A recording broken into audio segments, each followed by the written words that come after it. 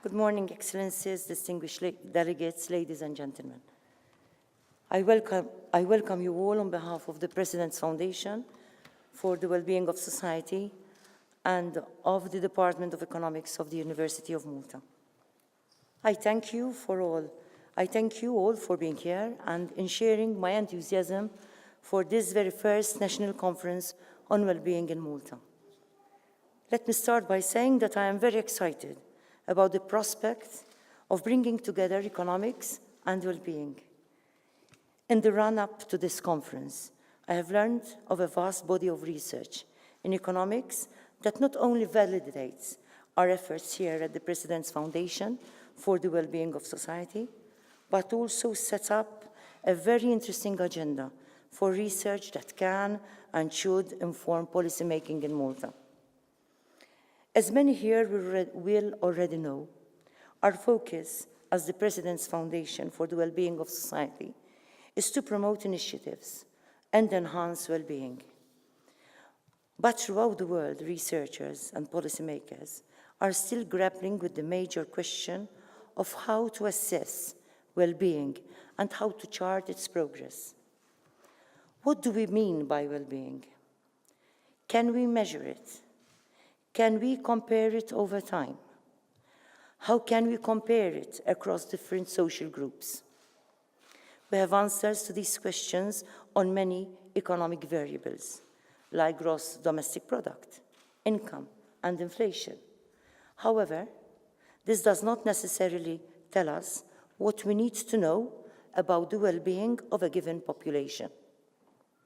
GDP is a good measure for economic activity, but it does not capture the impact of such activity on environmental degradation, on community spirit, on work-life balance, amongst others. It does not adequately capture distribution of income, nor does it capture the well-being of specific groups of society, like children. This is, in fact, the concrete focus of today's conference.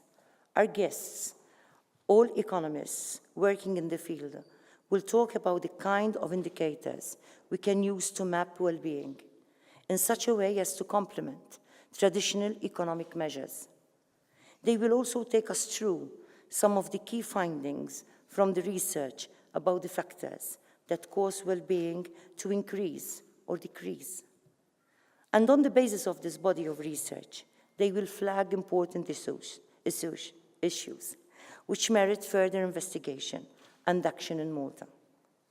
It should surprise no one if I say that even economic research indicates that matters like health, disability, unemployment, community, culture, and the environment are often found to be key determinants of well-being in many studies. These are, in fact, also the focus of the work of the Foundation. We have, over the past year, launched 7 fora, specifically tasked with listening as ears to the ground to issues that could be suppressing or enhancing well-being.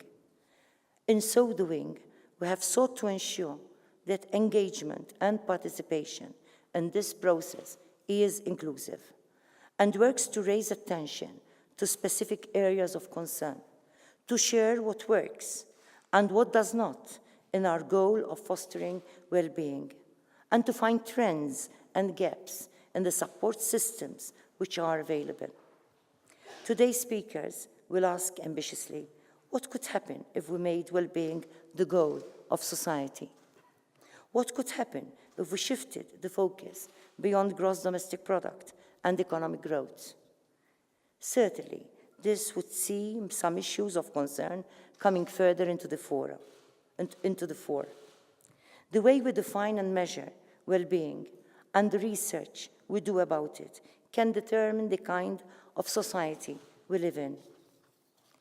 Well-being is a goal we can all identify with. It is a goal that brings together many considerations, many interests, many members of civil society, and many actors in government, and it also resonates as a goal and a concept with society at large. This is evident from the audience here, from the media coverage on this issue, and in my encounters as President with the people of Malta and Gozo.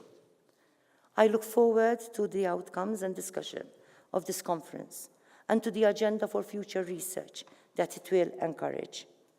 It is my sincere hope that the concept of well-being will eventually become fully incorporated in our assessment and considerations of the progress we are making as a country which constantly strives for the well-being of its people.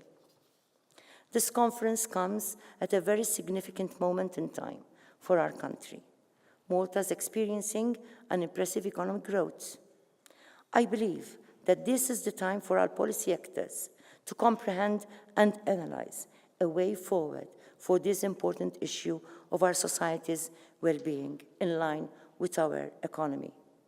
We have the opportunity at this point to develop the necessary tools to measure concurrently our well-being. This is a time that gives us the opportunity to ensure that our economic endeavors are there to truly reap benefits for our society at large, and hence also bring about effective economic justice. I believe that achieving economic justice is achieving a more equitable distribution of wealth in its entirety, thus ensuring a decent and dignified life for all. This is, after all, our main responsibility towards our society. Finally, I augur you a successful conference to you all. I will have to apologize for having to leave very soon to continue with my heavy schedule.